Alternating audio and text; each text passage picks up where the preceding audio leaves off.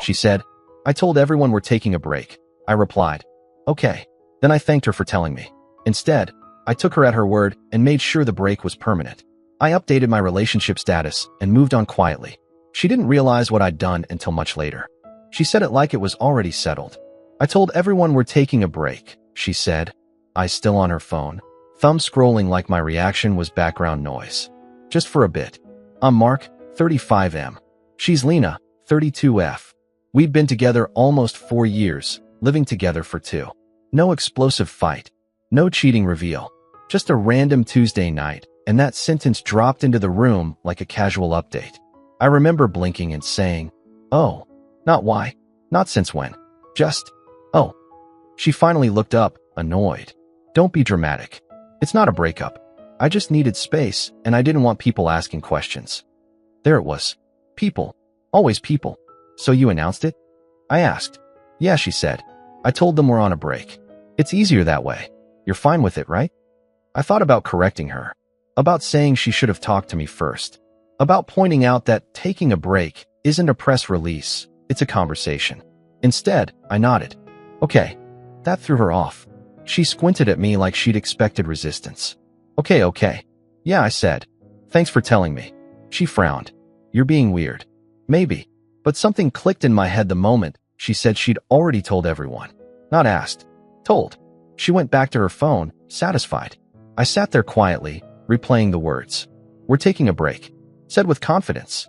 Like a decision she'd made for us. So I decided to take her at her word. That night, after she went to sleep, I updated my relationship status. Removed the photos. Changed the settings. Nothing dramatic. No announcement. No subtweet. Just accurate information. Single. Then I booked a short trip for the weekend. She said she needed space. Packed light. Left a note on the counter. Have a good break. I didn't argue. I didn't beg. I didn't chase. I just made sure the break was real. She wouldn't realize what I'd done until much later. The thing about silence is that people mistake it for agreement. Lena did. The next morning, she was humming while getting ready, moving around the apartment like nothing had shifted. She kissed me on the cheek on her way out and said, I'll probably stay at Maya's tonight. You know space. Of course, I said. Calm. Polite. Cooperative. She smiled like she'd won something. The moment the door closed, I sat down and made a list. Not an angry one. A practical one. Shared subscriptions. Shared calendar. Joint friend groups. The things you don't notice until someone casually announces they've already reframed your relationship to the public. By noon, my phone buzzed. A message from my cousin. Hey man, heard you and Lena are taking a break. You okay? Interesting. So everyone really meant everyone. That's when it hit me. This wasn't about space. This was about optics. She wanted the freedom of being single with the security of me staying put. A soft launch into independence without the inconvenience of consequences. I didn't correct anyone. Didn't clarify. Didn't defend us. I just let the story stand. That evening, I posted a photo from my run. Nothing flashy. Just the skyline, my shoes at the edge of the path. Captionless. But my relationship status, quietly, unmistakably, said single. I muted her stories. Not blocked. Just muted. The next day, I booked movers for the following week. Not to be dramatic, just efficient. I asked a friend if I could crash on his couch for a bit. He said yes immediately, no questions asked. Lena texted me that night. Everything okay? You've been quiet. I replied honestly. Just giving you the break you wanted. She left me on read. 2 days later, she posted a story at a rooftop bar. Smiling. Tag location. New dress. Comments rolling in with fire emojis and get it girl energy. I watched it once. Then closed the app. Because while she was testing what a break felt like, I was finalizing what it meant. She still thought we were paused. I had already pressed stop. By day 3, the break was working exactly how she'd planned. For her, she texted me photos of her niece. Asked if I'd fed the cat. Sent a casual hope you're okay like we were co-workers on different shifts. No talk of rules. No timeline. No boundaries. Because those would have required mutual consent. I noticed something else too. She never once asked how I felt. Meanwhile, people kept reaching out. Friends asking if I was holding up.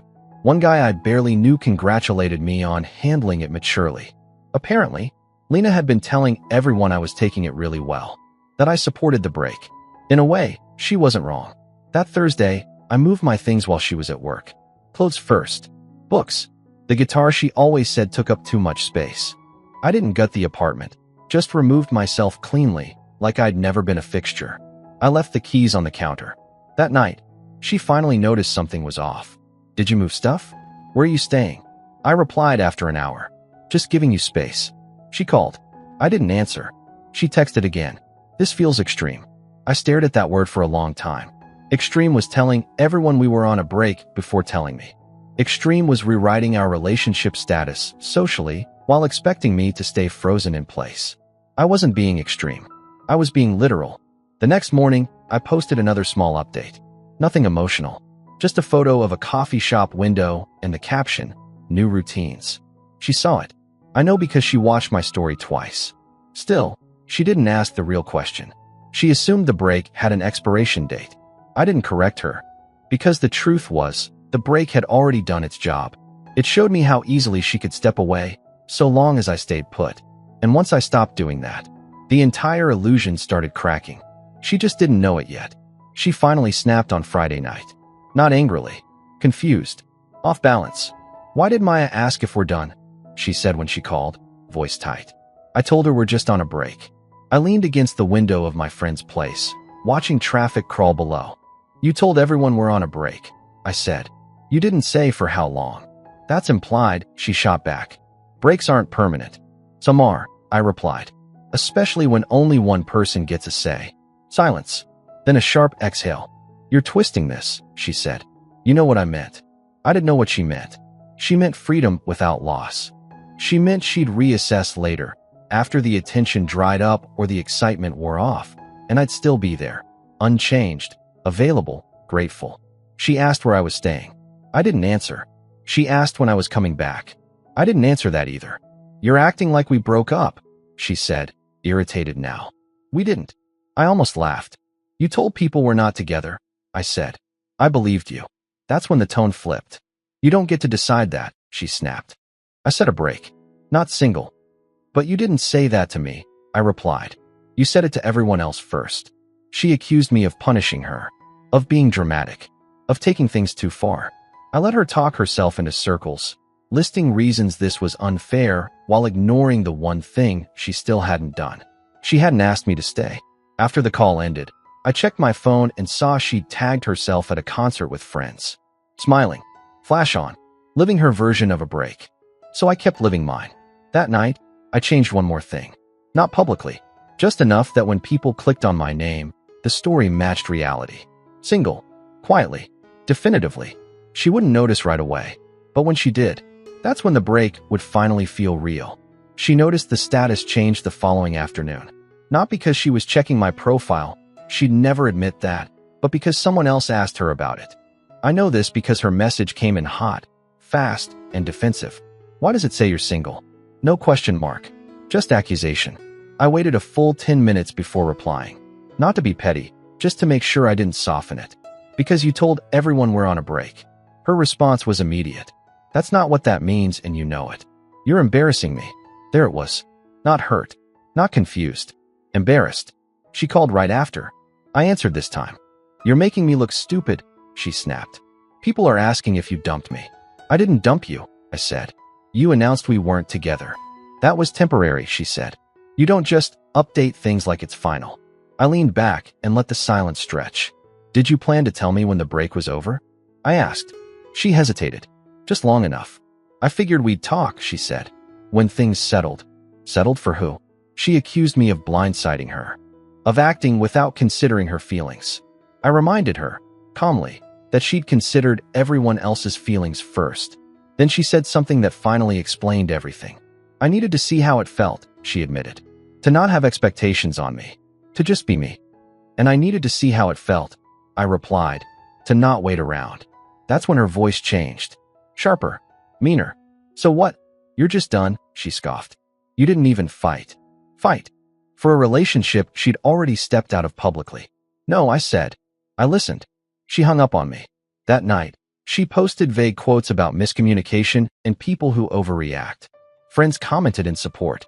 Some messaged me privately asking what happened. I didn't explain. I didn't defend myself. I just kept doing exactly what she said she wanted. Taking a break. Only now, it wasn't hers to control. And she was starting to realize that when you tell the world you're unavailable, someone eventually believes you. The next few days were strange in a quiet, unsettling way. Lena stopped posting for a full 24 hours. That alone was unusual. When she did resurface, it was with a carefully worded story about needing clarity and respecting personal boundaries. No mention of me, but also no denial that we were done. People filled in the blanks for her. Meanwhile, I kept doing nothing loudly. I finalized the move, forwarded my mail, removed my name from the lease addendum, changed my emergency contact at work. All boring, adult tasks that say one thing very clearly: I'm not waiting. She finally asked the question she'd been avoiding. Are you seeing someone? That one made me pause. Not because the answer mattered, but because of what it revealed. She didn't ask if I was okay. She didn't ask if I was hurting. She asked if I'd been replaced. No, I replied. I'm just single. That answer seemed to short-circuit her. You're acting like this is over, she wrote. You're not even checking in. I stared at my phone and felt something close to pity. You told everyone we're on a break, I said when she called again later that night. Breaks don't come with check-ins unless both people agree. That's not fair, she snapped. You're supposed to care. I do, I said. That's why I didn't lie. She told me she felt blindsided, that she thought I'd understand this was just a phase, that couples take breaks all the time and come back stronger. I asked her a simple question. Did you ever plan to ask me before telling everyone? Silence. Then defensiveness. I knew you'd overthink it. That was it. That was the sentence that sealed everything. Because it meant she'd already decided my feelings were an inconvenience to manage later. I told her, calmly, that I wasn't angry, but I wasn't paused either. That if she wanted certainty, she shouldn't have announced uncertainty on my behalf. She cried then, real crying. Said she felt like she was losing me. You already let go, I said softly. You just didn't expect me to notice. After that call, I muted her number. Not blocked, just quiet. She still thought this was a misunderstanding. I knew it was a conclusion, and the longer the break went on, the more obvious it became that the only thing she actually missed was control. She didn't take the muting well. At first, she tried subtlety, liking old photos, reacting to stories with a heart, sending a random meme like nothing was wrong. When that didn't get a response, she escalated. She showed up at my gym. I noticed her reflection in the mirror before I heard her voice. Arms crossed, jaw tight. That familiar look she used when she felt entitled to an explanation. So this is what we're doing, she said. Ignoring each other like strangers? I wiped my hands on a towel. You said we're on a break. Don't hide behind that, she snapped. You know what I meant. I finally looked at her. Really looked. And for the first time, I didn't feel defensive or hopeful or angry. Just tired. You told people we weren't together, I said. I adjusted accordingly. Her voice dropped. You weren't supposed to move on. There it was. The quiet rule she never said out loud. She accused me of being cold, of weaponizing calm, of making her look like the bad guy. I reminded her she'd made the announcement without me, that she'd controlled the narrative from the start. You didn't fight for us, she said bitterly. No, I replied. I respected what you said you wanted. That set her off. She said I was replaceable, that she'd already had people sliding into her DMs, that plenty of men would wait properly instead of acting wounded. I nodded. Then this break is really working out for you. She stormed out. That night, a mutual friend messaged me a screenshot. Lena had posted something new. Not vague this time. Sometimes you have to let people show you how little you meant to them. The comments were brutal, supportive, validating. I didn't respond publicly, but privately, I took one more step. I removed her from my emergency contacts, changed my status to single everywhere it still lingered. Not out of spite, but because accuracy matters. She wouldn't notice immediately, but when she did, it wouldn't feel like a break anymore. It would feel like being left behind. And that realization was getting closer by the hour. She didn't realize what I'd actually done until a week later. Not when I stopped replying. Not when I moved out. Not even when people started treating her like she was newly single. She realized it when she tried to come back. It started with a message that looked harmless enough. Hey, I think I'm ready to talk about us. No apology. No acknowledgement. Just the assumption that us was still on standby. I didn't answer. An hour later, she called. Straight to voicemail. Then again. Then a text that was sharper. Are you seriously still doing this? That's when she checked. She told me later, through a mutual friend, that she'd gone to tag me in a memory post. Something safe, nostalgic, a breadcrumb, and my name didn't come up. She clicked my profile. Single. Photos gone. No trace of us anywhere. Not dramatic. Not bitter. Just absent. That's when the panic hit. She texted me like the ground had shifted under her. When did you decide this was over? You didn't even tell me. We were just on a break. I finally replied. You told everyone we weren't together. I believed you. She showed up at my friend's place that night. I wasn't there, but she waited anyway. Sat on the steps like this was a movie scene, and I was supposed to come out and fix it. Instead, my friend told her I'd moved on. Not with someone else. Just forward. She cried. Loud. Angry tears. Kept saying she didn't think I'd take it literally. That sentence spread through our friend group fast. Because apparently, respecting someone's words is only wrong when it removes their safety net. The break she announced had done exactly what breaks do. It ended things. She just thought she was the only one allowed to act like it. After that night, the tone of everything shifted. Lena stopped posting cryptic quotes. Stopped fishing for validation. The performance ended the moment she realized there was no audience left to influence the outcome. Instead, she went quiet, and that silence lasted 3 days. On the 4th day, she finally sent a message that wasn't angry, defensive, or strategic. I didn't think you'd actually leave. There it was. The core truth. Not I didn't want us to end. Not I'm sorry. Just shocked that I'd stepped out of the role she'd assigned me. She asked to meet. Just to talk. No pressure. I agreed. Mostly because I wanted to hear what she'd say now that the leverage was gone. We met at a cafe we used to go to on Sundays. Neutral ground. Familiar enough to feel safe. She looked different. Smaller somehow. No edge. No sarcasm. When she sat down, she didn't pull out her phone. I thought a break meant you'd wait, she said quietly. I needed space to figure things out, but I always assumed you'd still be there. I asked her why she hadn't told me first. She swallowed. Because I knew you might say no. That answer didn't make me angry. It just made everything clear. She admitted she liked how the break felt. Attention without accountability, sympathy without responsibility. She liked that people checked on her. That no one questioned her choices. But when you stopped orbiting, she said, voice shaking, everything fell apart. I nodded. Because it wasn't a break. It was a test. She asked if there was any chance of fixing things. I thought about it. Honestly. Then I said the truth.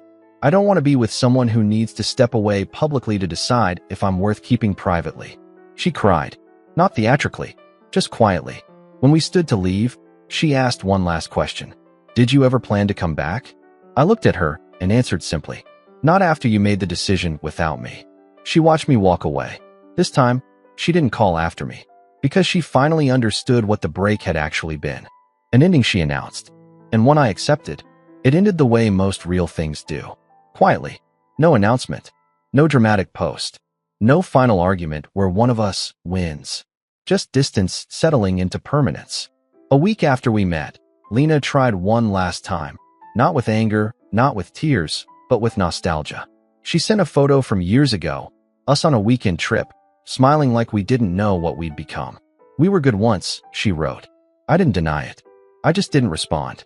Because being good once isn't enough to justify being dismissed later. And love that only exists when it's convenient isn't love, it's a placeholder. Word eventually got around that I'd moved on. Not dating seriously, just living differently. New routines, new circles, no waiting, no limbo. People stopped asking about us. They stopped framing it as a break. It became what it had always been. A breakup she announced before she understood the cost. I heard she was angry for a while. Told friends I'd taken things too literally. That I should have known she didn't mean it. That I was stubborn. Cold. Immature. Maybe. But here's the thing I learned the hard way. When someone tells the world you're optional, you don't argue. You don't clarify. You don't wait. You listen. She said we were taking a break. So I took one. From confusion, from one-sided decisions, from being someone's safety net while they explored life without me. And I made sure the break was real. Permanent. That wasn't revenge.